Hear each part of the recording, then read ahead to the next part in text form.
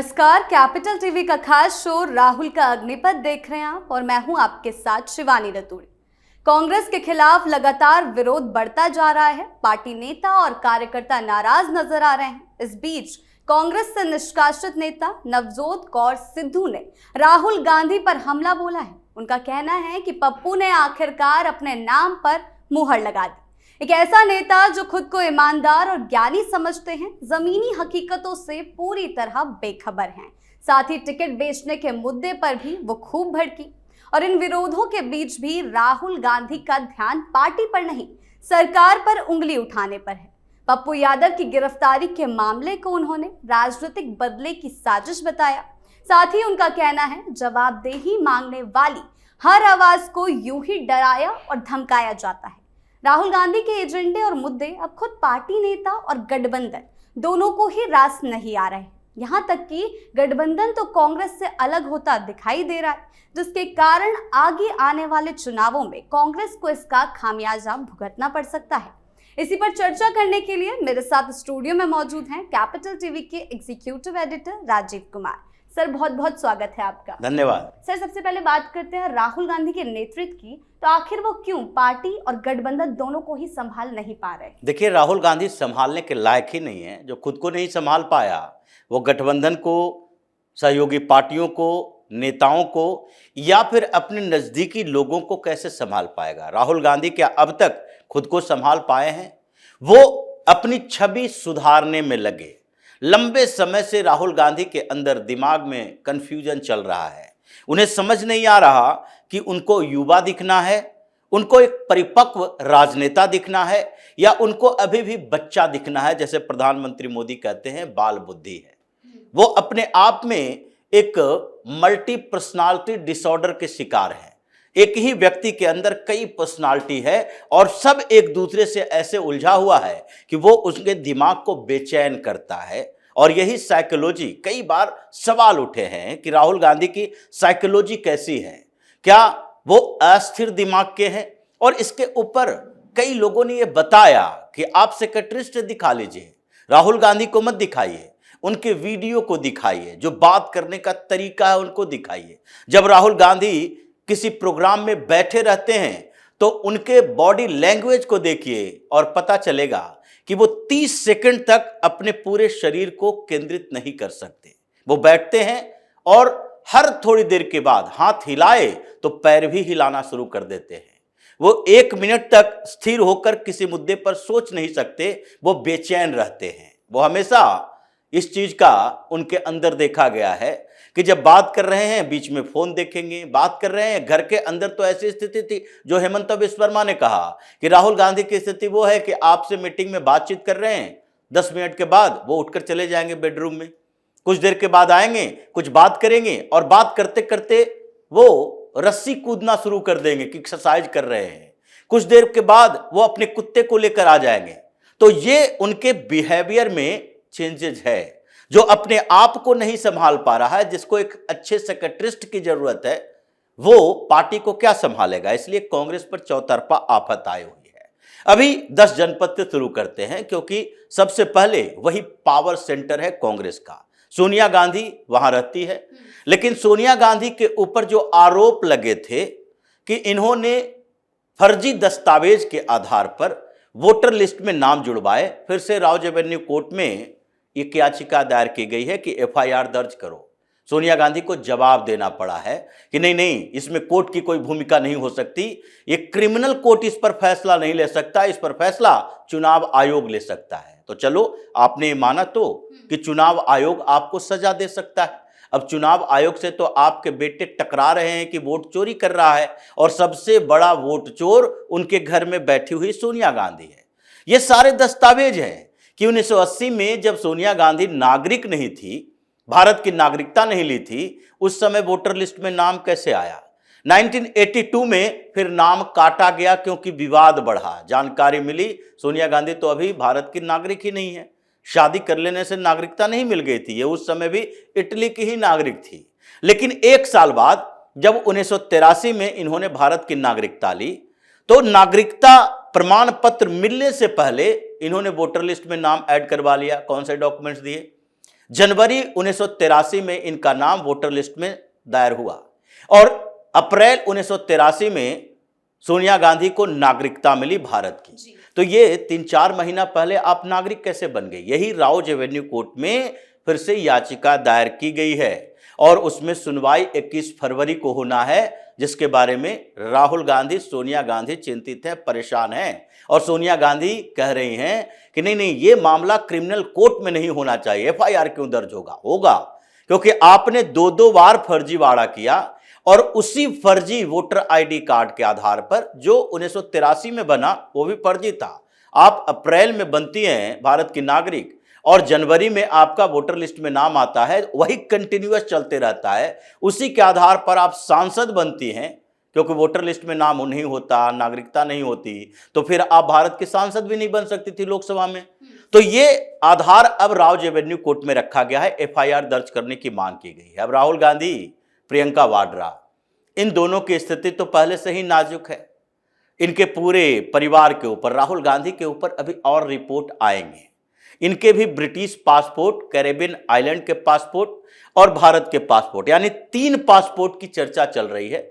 नागरिकता पर मामला अभी भी रायबरेली की कोर्ट में चल रहा है, जिसको ट्रांसफर किया गया लखनऊ के कोर्ट में, क्योंकि रायबरेली में इन लोगों ने हंगामा खड़ा कर दिया था कोर्ट परिसर के अंदर ही। अब नागरिकता के मामले के साथ करप्शन के चार्जेस चल रहे हैं और प्रियंका वाड्रा खुद ही फंसी हुई है अपने वाड्रा पति के साथ कि किस तरीके से इन लोगों ने सैकड़ों करोड़ लूटा।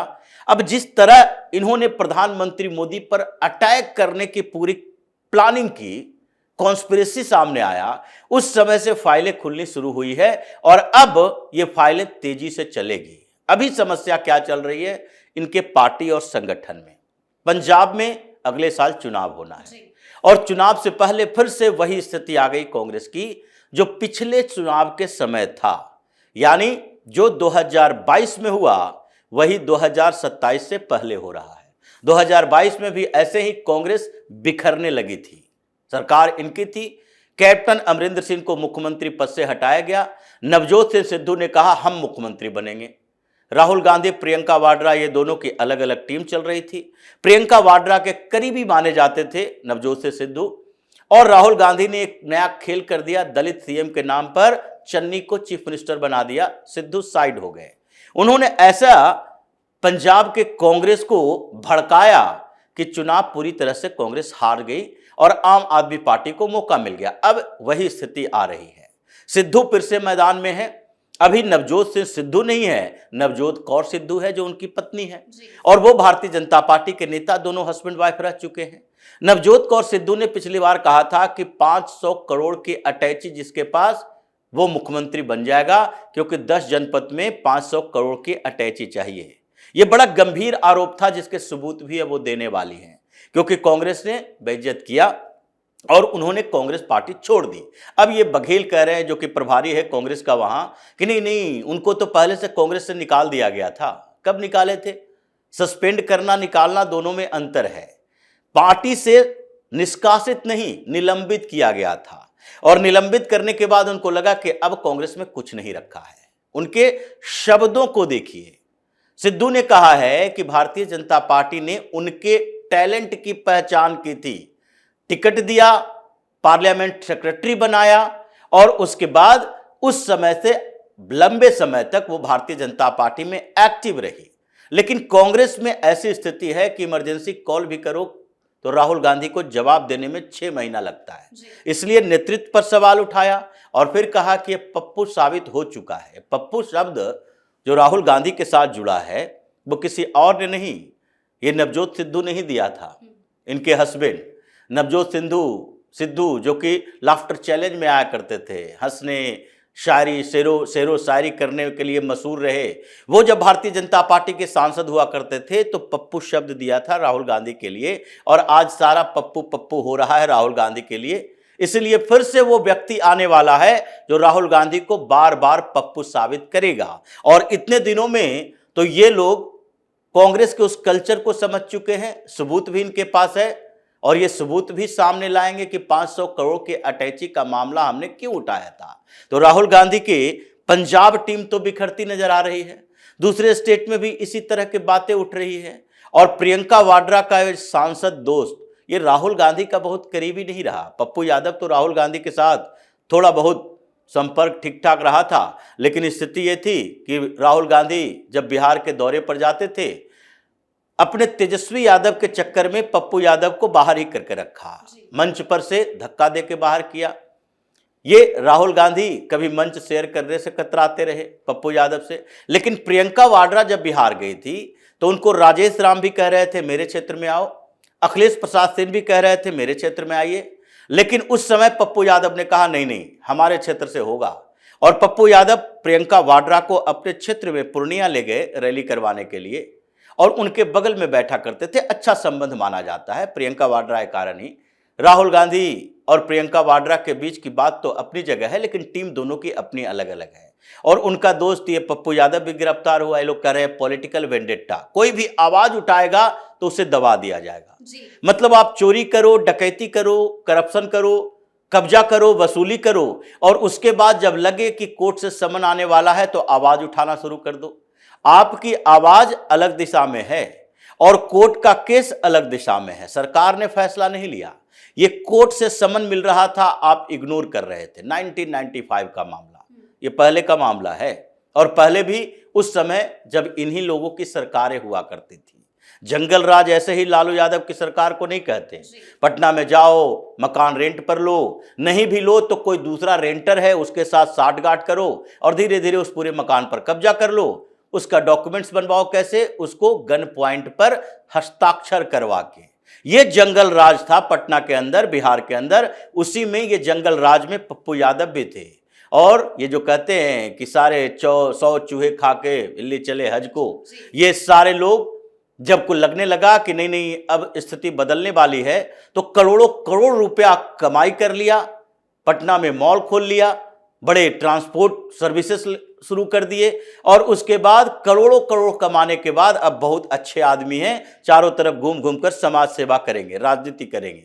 तो करो, अब तो जेल के अंदर होगा। प्रियंका वाड्रा जितनी चिल्लाती रहे, राहुल गांधी जितना चिल्लाते रहे, ये सारी स्थितियां ऐसी बन गई है कि राहुल गांधी ने जो किया संसद के अंदर, और वो लक्ष्मण रेखा क्रॉस किए प्रधानमंत्री मोदी पर अटैक का प्लान बना के, अब तो इनके एक एक इर्द गिर्द के लोगों को और गांधी नेहरू परिवार के वो सारे लोग जो अभी राजनीति में एक्टिव है, चाहे प्रियंका वाड्रा, रॉबर्ट वाड्रा हो, राहुल गांधी हो या फिर सोनिया गांधी हो, इन सब की कुंडलियां खुलेगी और तेजी से ये कार्रवाई चलेगी। अभी तो शुरुआत है, अभी आगे देखिए कि एक एक इनके सहयोगी छोड़कर भी जाएगा। केवल 2-4 जो इनके चमचे हैं इर्द गिर्द में, राज्यसभा टिकट के लोभ में इनके साथ रहेंगे, और धीरे धीरे इनको ऐसा महसूस होगा कि ये अलग थलग पड़ते नजर आ रहे हैं। कार्रवाई नेशनल हेराल्ड में भी होगी, नागरिकता पर भी होगी, सोनिया गांधी के वोट चोरी के मसले पर भी होगी, और उसके अलावा जितने अवमानना के केस दर्ज हुए हैं उन सब के में कार्रवाई राहुल गांधी एंड कंपनी के खिलाफ अब शुरू हो चुकी है। जी, बहुत बहुत धन्यवाद आपका इन तमाम जानकारियों के लिए। धन्यवाद। कुल मिलाकर देखा जाए तो कांग्रेस इस समय अंदरूनी कलह और बढ़ते विरोध से जूझ रही है। पार्टी के अपने ही नेता और कार्यकर्ता नेतृत्व के फैसलों से असंतुष्ट नजर आ रहे हैं। वहीं गठबंधन में भी दरार साफ दिखने लगी है। राहुल गांधी के मुद्दों और बयान ना तो पार्टी को एकजुट कर पा रहे हैं और ना ही सहयोगी दलों का भरोसा जीत पा रहे हैं। अगर यही हाल रहा और समय रहते हालात नहीं संभाले गए तो राहुल गांधी पर बड़ी गाज गिर सकती है। तो फिलहाल इस खास शो में इतना ही। आपकी इस बारे में क्या राय है हमें कमेंट सेक्शन में ज़रूर बताएं। वीडियो को लाइक करें, शेयर करें और चैनल को सब्सक्राइब करना ना भूलें। धन्यवाद।